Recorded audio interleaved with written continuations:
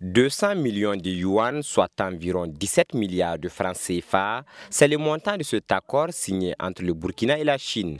Ce financement du partenaire chinois est une matérialisation des engagements pris lors du dernier FOCAC, le Forum sur la coopération sino-africaine, tenu du 4 au 6 septembre 2024 à Beijing. Il vient démontrer encore une fois de plus que la coopération sino-burkinabé est à son beau fixe et que la République populaire de Chine veut accompagner le peuple burkinabé en cette période de crise. Cet accord de financement, à en croire Karamoko Jean-Marie Traoré, ministre chargé des Affaires étrangères, ne constitue qu'une partie du soutien chinois prévu pour l'année 2025. Il vient pour financer un projet d'intérêt majeur pour notre pays, identifié sur la base de nos propres priorités, choisies par le Burkinabé sur la base de nos propres aspirations. Comme il l'a mentionné, il s'agit d'un soutien effectivement sans contrepartie, au bénéfice donc de la population burkinabé.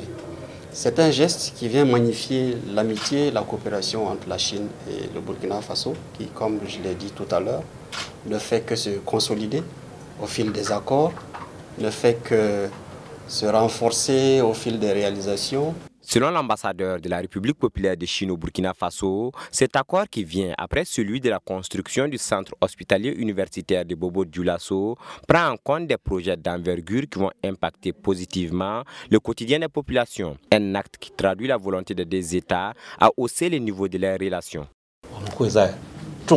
Ça signifie que nous allons, pour les grands sujets, nous allons s'entraider, voilà, les aides mutuelles, et aussi nous allons élargir notre collaboration et, pour avoir plus de résultats tangibles. Et aussi, après la signature de ces accords, nos départements vont travailler ensemble pour la mise en œuvre de ce projet. D'abord, ce projet reflète le niveau de collaboration entre nos deux pays, et aussi cela reflète la bonne amitié entre nos deux pays.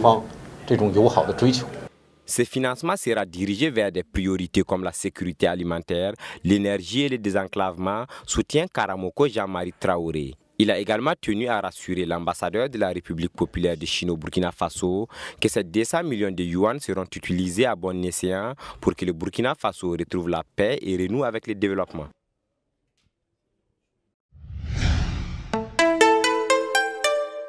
Twi TV, la télé interactive.